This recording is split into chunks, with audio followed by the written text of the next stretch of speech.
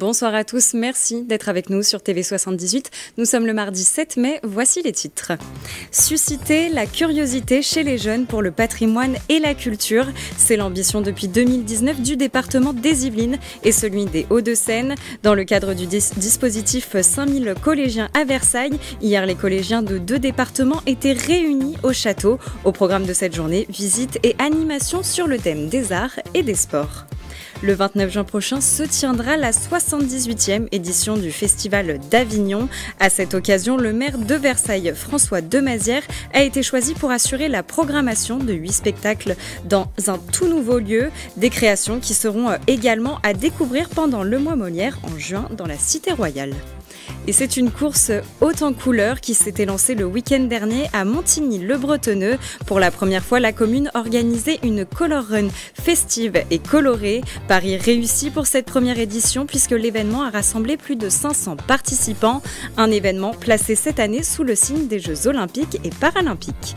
Et en route, mauvaise troupe, direction les 10 000 km de chemin de randonnée pour rejoindre la capitale. Depuis janvier, des randonneurs de toute la France se sont lancés pour la grande randonnée vers Paris, organisée par la Fédération française de randonnée pédestre pour célébrer les Jeux Olympiques. Les randonneurs ont atteint depuis hier les Yvelines. Pascal Wagner et Hervé Malcorpi seront nos invités en deuxième partie d'émission. Mais avant ça, le point sur l'actualité dans les Yvelines aujourd'hui.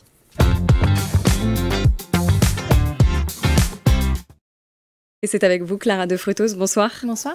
On commence avec cette information. Clara, un des rescapés du Bataclan qui a grandi à Trappes, a mis fin à ses jours ce dimanche. Il s'appelait Fred de Wilde et était dessinateur. L'information a été communiquée par sa famille à l'association de victimes des attentats du 13 novembre 2015, Life for Paris, dont il faisait partie. Depuis le drame, le père de 3 enfants souffrait de stress post-traumatique. On parle à présent des élections européennes. La liste Réveiller l'Europe tenait une réunion publique à Mantes-la-Ville. À un mois des élections européennes, c'était au tour de la liste du Parti socialiste et de Place publique de se rendre dans les Yvelines.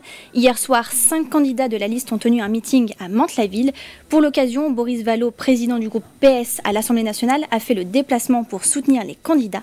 On écoute les réactions au micro de Patrick Diac-Dixmude.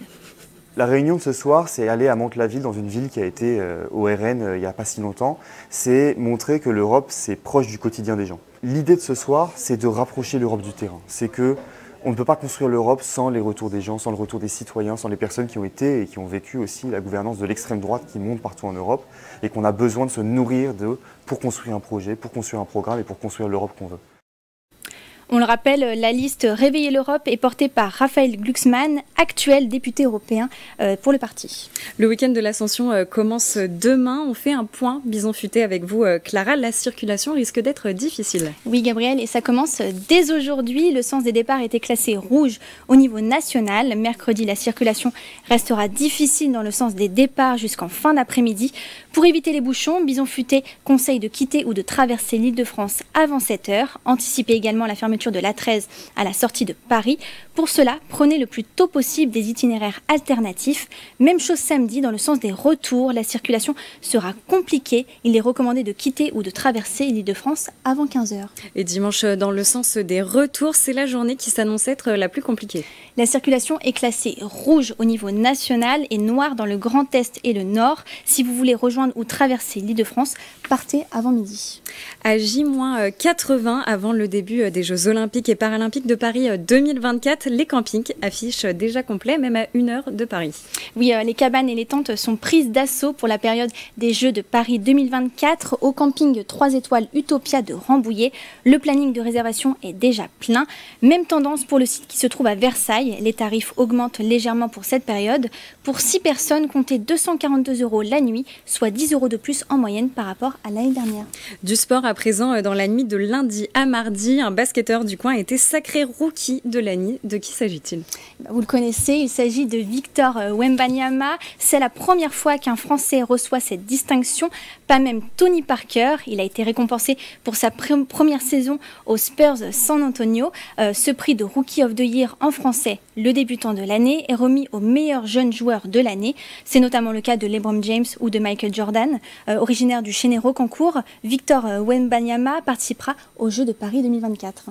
On termine avec cette information qui fait sourire. Clara, la Poste doit mettre en vente une série collector de timbres à l'effigie du renard roux. Ces clichés ont été capturés par un Yvelinois, Michel Chardin. En tenue de sniper, il sillonne les bois pour photographier les animaux forestiers. Au total, 4 de ces photographies seront imprimées sur 8000 timbres à partir du 3 juin prochain. Il s'agit de Renardo que l'habitant de Plaisir a pu approcher lors de ses prises de vue. Vous pouvez découvrir son exposition en exclusivité à Paris Philex du 30 mai au 1er juin. Eh bien, merci Clara de Frutos pour toutes ces informations. C'est à présent l'heure d'ouvrir une page culture dans votre 7-8.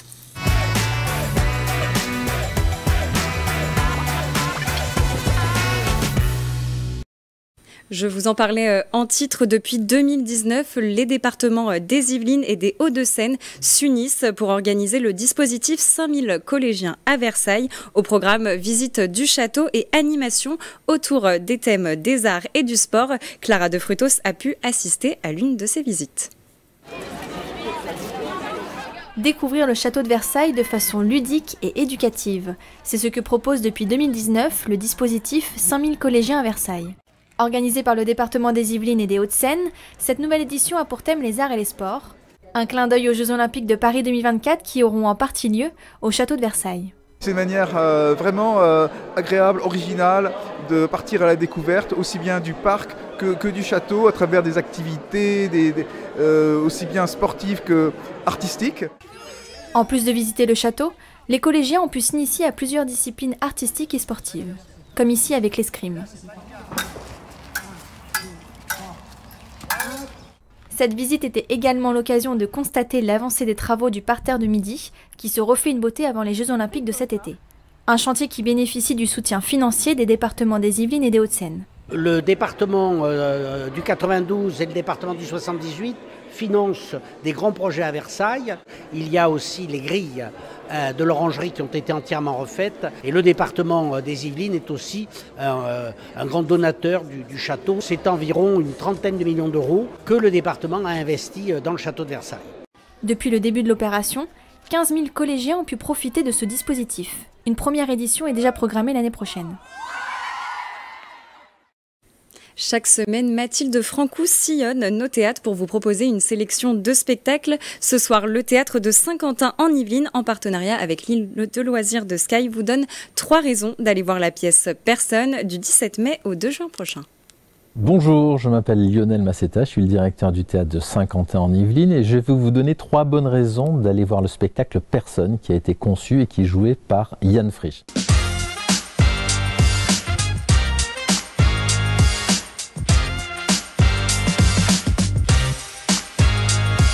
La première raison, c'est que Yann Frisch est champion du monde de magie. Ce qu'il fait sous nos yeux dans un espace réduit et à proximité de chacun est absolument bluffant. La deuxième bonne raison, c'est que la magie n'est pas uniquement au service de la magie, elle est au service d'un propos. Qu'est-ce qui est vrai ? Qu'est-ce qui est faux? C'est la question qu'il nous pose tout au long de ce spectacle. La troisième raison, c'est qu'il nous accueille dans son camion théâtre, un camion pour 80 personnes qu'il a entièrement conçu pour pouvoir jouer ses spectacles de magie dans une extrême proximité. Ce sera du 17 mai au 2 juin à l'île de loisirs. Il y aura 15 représentations. Ne loupez pas ce spectacle. Le nombre de places est réduit. Prenez-vous-y assez peu.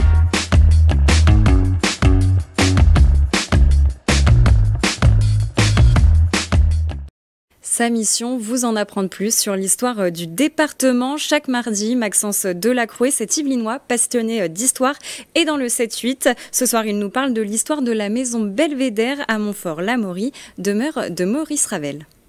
Le Belvédère, c'est de la vodka, certes, mais c'est aussi la demeure d'un célèbre compositeur. Maurice Ravel est un compositeur français né en 1875 et mort en 1937. Avec son ami Claude Debussy, il est l'une des figures musicales les plus influentes au début du XXe siècle. En 1920, Maurice Ravel demande à son amie Georgette Marnold de lui trouver une maison idéale qu'il définit ainsi: une bicoque à 30 km au moins de Paris et le moyen d'y composer des valses viennoises et autres foxtrots. Georgette prend à cœur sa mission et va lui trouver une maison située à Montfort-l'Amaury. Ravel va la nommer Belvédère en raison du coteau débouchant directement sur la forêt de Rambouillet. Cette demeure va être l'occasion pour l'artiste de faire donner de grandes réceptions entre deux tournées internationales. Le Belvédère est sans aucun doute le lieu des dernières compositions musicales de Ravel. Cette maison était pour lui un lieu de vie paisible et de repos entre les concerts et autres activités liées à sa vie d'artiste. Après sa mort, c'est son frère Édouard Ravel qui hérita de la maison. Une fois ce dernier décédé, le Belvédère est devenu un musée en 1971. Le Belvédère est désormais inscrit au monument historique depuis 2019. Normalement, il est à la recherche de perles rares pour le mois Molière à Versailles, mais cette année, le maire François Demazière a été appelé pour la programmation du Festival Off d'Avignon. Certaines pièces choisies ont été écrites par l'élu en personne, des pièces qui seront également jouées en juin durant le Festival versaillais. Regardez son interview réalisée par Mathilde Francou.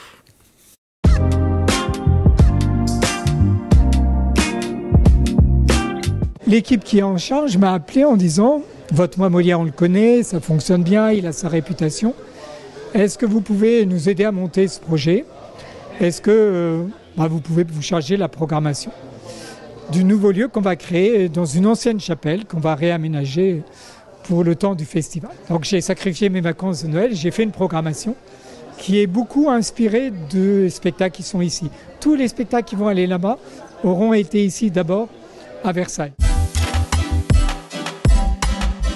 Ça, je fais toujours bénévolement tout ça, hein. Depuis des années. Bon, on le sait, j'aime beaucoup le théâtre. Dans ma jeunesse, j'étais au conservatoire ici avec Marcel Tassincourt. J'ai gardé un peu cet intérêt, cette connaissance de ce monde du théâtre, du monde notamment qui est dans la culture du off, qui est une culture un peu différente de celle du in.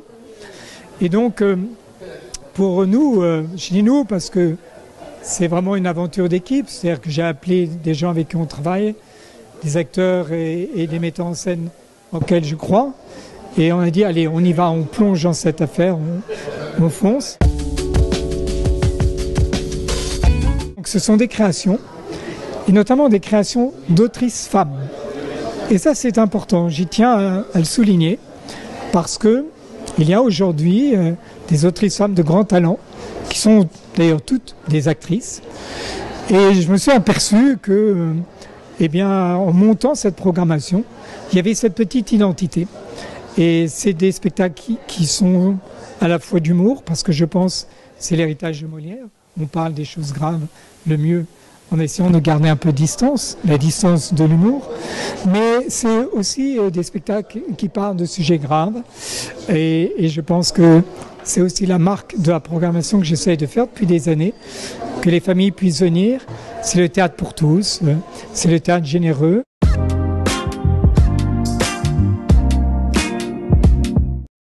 Couleurs, musique et bonne humeur, la Color Run de Montigny-le-Bretonneux a eu lieu ce week-end au départ du centre sportif Pierre de Coubertin. Plusieurs centaines de participants se sont rassemblés pour un parcours de 6 km ponctué par des jets de poudre colorés à l'effigie des JO. Mélanie Poquet et William Morel.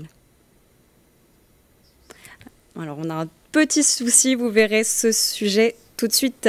Dans quelques instants, on passe à une autre thématique ce soir. Si vous avez du mal à vous remettre au sport, votre animal de compagnie peut peut-être vous motiver. Le canicross ou course à pied avec son chien est une discipline en plein essor. Elle permet d'allier l'utile à l'agréable. Dimanche dernier, la commune de Maurepas organisait une compétition. Les amateurs étaient au rendez-vous. Regardez le reportage de Mathilde Francou.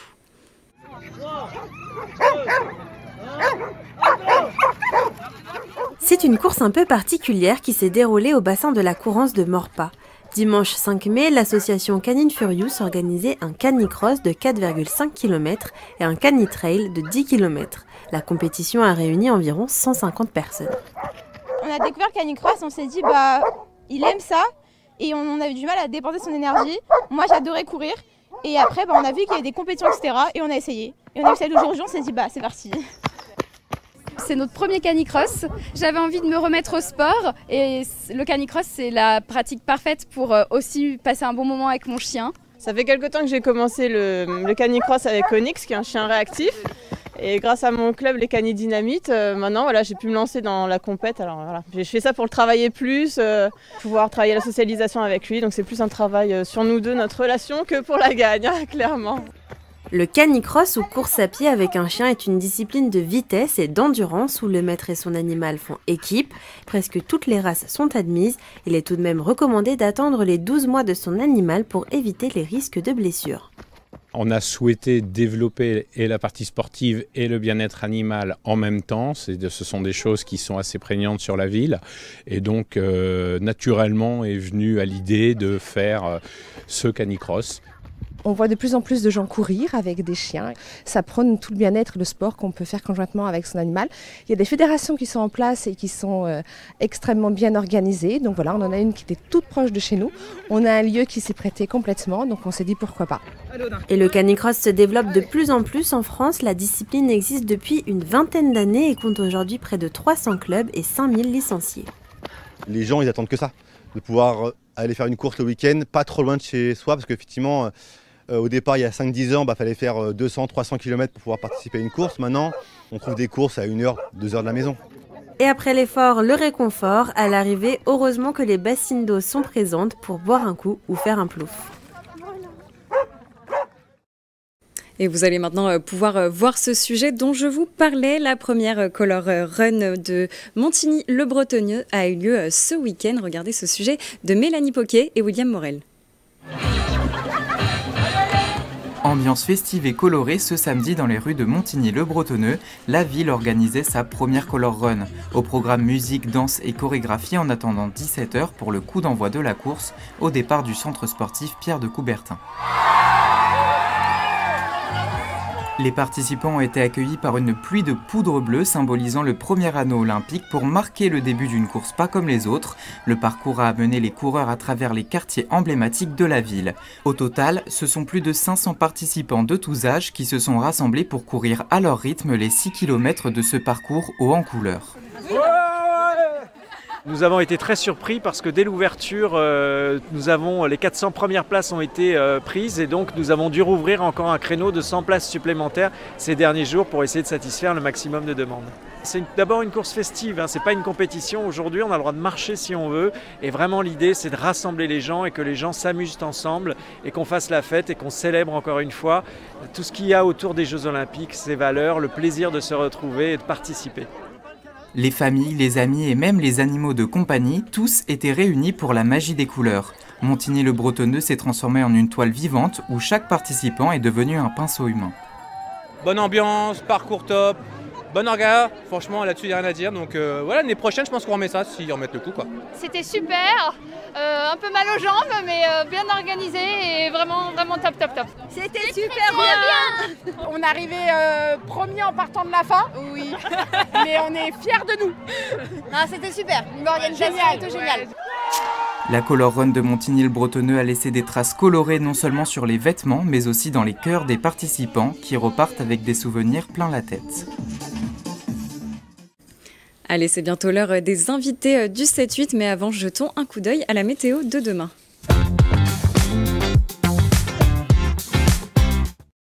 Et le ciel sera ensoleillé demain dans tout le département. Du côté des températures, il fera 11 degrés à Versailles et 12 degrés à Mantes-la-Jolie, Rambouillet et Houdan. L'après-midi, même tendance avec du soleil partout dans les Yvelines. Malgré quelques nuages à Mantes-la-Jolie et Houdan, du côté des températures, comptez entre 19 et 20 degrés. Demain, mercredi 8 mai, nous fêterons la victoire de 1945. Tout de suite, les invités du 7-8.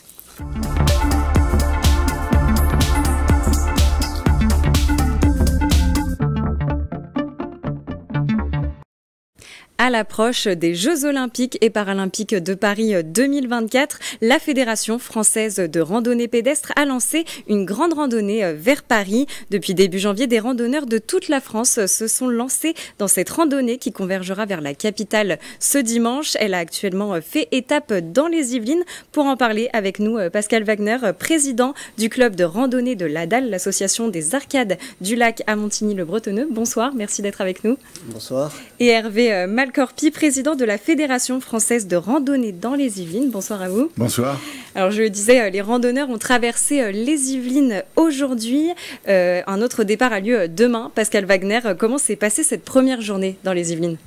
Alors on a fait une étape entre le château de Plaisir et le vélodrome de Saint-Quentin-en-Yvelines, qui a permis de rassembler jusqu'à 150 personnes, marcheurs, qui représentaient 5 clubs. Donc les randonnées ont été ponctuées d'animations par les élus, par des choses culturelles. On a marché une quinzaine de kilomètres et tout s'est très bien passé avec une très bonne météo. Justement, vous parliez des animations. La journée, elle s'est terminée au Vélodrome national avec de nombreuses animations, un show de cheerleading, des visites du Vélodrome. Le but, c'est aussi de rassembler les non-randonneurs à cet événement pour vous rejoindre autour de ces animations. Tout à fait. Alors, pas mal de gens connaissaient le Vélodrome du fait que ça a été un très grand vaccinodrome. Là, c'était l'occasion de découvrir sur un aspect un peu plus festif, tout à fait. Donc participer à ça avec un accueil festif pour célébrer cet événement, donc de cette étape de la grande randonnée vers Paris. À l'initiative de ce projet, la Fédération française de randonnée que vous représentez dans les Yvelines, Hervé Malcorpi, comment il est né ce projet ? Il est né simplement par un rapprochement entre la fédération au niveau national et le CNESF et le COJO, et nous avons été labellisés Terre de Jeux, comme au même titre qu'une trentaine de communes dans notre département, et c'était pour nous l'occasion de fédérer tous les publics sur ce beau projet. Il y a 7 grands itinéraires qui sont proposés à travers toute la France. Comment ça s'organise ce genre d'événement ? Il y a un travail de recherche préalable pour les chemins de randonnée avec les comités en région, on imagine ? Tout à fait. Il y a l'ensemble de mes homologues de tous les départements ont réfléchi et travaillé sur ce projet. Concrètement, il a été défini pratiquement 10 000 kilomètres utilisés par tout public en 600 étapes. Et puis les départements d'outre-mer étaient également impliqués. D'ailleurs, on a accueilli le Martiniquais tout à l'heure. Et c'est donc un très très beau succès aujourd'hui. Alors vous parliez des étapes. Demain, le départ du cortège se fera devant la médiathèque du Canal. Des animations sont prévues toute la journée. Quelles sont-elles et quel va être le parcours demain ? Alors demain, donc, nous allons à pied évidemment depuis la médiathèque du Canal jusqu'à Versailles, à l'arrivée au bassin des Suisses. On aura des rencontres au long de ce parcours, en particulier sur un petit peu l'histoire de l'amener d'eau au château de Versailles par les arcades du lac, par les arcades de Buc, qui représentent un monument incontournable sur ce parcours. S'il y a des randonneurs amateurs ou expérimentés qui nous regardent, est-ce qu'ils peuvent vous rejoindre encore demain ? Bien sûr, c'est une rando tout à fait libre, accompagnée. Donc il suffit d'avoir une bonne paire de chaussures et le temps disponible pour arriver pour la journée avec un pique-nique pour arriver vers 16h, départ à 9h, rassemblement à 9h devant la médiathèque et arriver vers 16h au bassin des Suisses à Versailles. Alors il faut être bien équipé, vous l'avez dit, est-ce qu'il y a des prérequis physiques pour participer ? Non, il n'y a pas de prérequis. Enfin, il faut savoir que, comme je l'ai indiqué, c'est ouvert à tout public. Donc on a eu l'occasion d'une part d'être accompagné par des élèves et des collégiens. Et dans JOP, il y a P paralympique. Donc concrètement, ça s'est traduit lors de la première étape à Richebourg, donc à la Fondation Malais, donc où nous avons eu des handicapés physiques et moteurs qui nous ont accompagnés pendant un court chemin, certes. Hier, ça a été également l'association Perce-Neige et leur animatrice qui ont marché avec nous de Benne jusqu'à Plaisir. Et pour la dernière étape, de Versailles à Paris, nous aurons le plaisir d'accompagner des malvoyants. Alors la randonnée, ça rassemble beaucoup de personnes. Aujourd'hui, de plus en plus d'adeptes. Quels sont ces bienfaits ? Alors, c'est avant tout des bienfaits physiques, également mental. C'est le lien social. On est dans la contemplation. On est également dans l'enrichissement et dans la découverte de notre territoire. Là, en l'occurrence, la marche, pour nous, est un support pour découvrir nos 80 km d'ouest en est de notre territoire. Donc nous avons eu des historiens, des conteurs, des apiculteurs, des viticulteurs. On a également la joie d'avoir un maire de Neauphle-le-Château qui a joué de l'orgue, après nous avoir parlé de l'histoire du Grand Marnier de Neauphle-le-Château. On a eu également une philharmonie à Richebourg. Enfin, ça a été une découverte pour nos ambassadeurs et nos ambassadrices de découvrir notre territoire. Et ils ont été étonnés de découvrir que notre département des Yvelines est un département vert. C'est un département, c'est un rendez-vous sportif et culturel. Est-ce qu'il y en a qui se lancent aussi des défis sportifs en faisant l'intégralité de la randonnée? Non, ça leur permet principalement, comme l'a indiqué Pascal, pour certains, il y avait certes des randonneurs, mais pour d'autres, ils ont découvert la joie et le bonheur de la randonnée. Donc ça a été une découverte et nous on espère qu'à terme ça sera des futurs licenciés dans notre département. Pascal, je me tourne vers vous, on parlait d'un département vert, est-ce que les Yvelines c'est une terre de randonnée? Oh, tout à fait. Pourquoi? On est en limite d'une zone urbaine, c'est quand même, la ville nouvelle c'est assez urbanisé, mais à 2 pas on est en vallée de Chevreuse, on a la forêt de Rambouillet, des très très grands domaines qui autrefois étaient les terres de chasse de Louis XIV, mais on en bénéficie pleinement parce que il ne fallait pas que le carrosse du roi s'enlise, donc beaucoup de personnes ont travaillé à faire des magnifiques sentiers qui nous permettent de parcourir la forêt dans tous les sens, en laissant les animaux en paix. Et si je puis rajouter, le département des Yvelines, c'est 1500 km de petites randonnées, de randonnées de pays et de grandes randonnées qui sont aujourd'hui entretenues par nos 120-130 bénévoles, en sachant que notre département, c'est plus de 4500 licenciés, une cinquantaine de clubs. Eh bien, le message est passé. Venez randonner demain. On peut vous rejoindre. Le rendez-vous est noté pour vous soutenir demain. Le départ se fait à Montigny-le-Bretonneux et dimanche sur la ligne d'arrivée à Paris. On peut venir vous voir également. Merci Pascal Wagner. On le rappelle, vous êtes président du club de randonnée de l'Adal à Montigny-le-Bretonneux et Hervé Malcorpier, président de la Fédération française de randonnée dans les Yvelines. C'est déjà la fin de ce 7-8. Merci pour votre fidélité. On vous retrouve lundi prochain pour une nouvelle semaine d'informations. En attendant, très belle soirée sur TV78. Merci.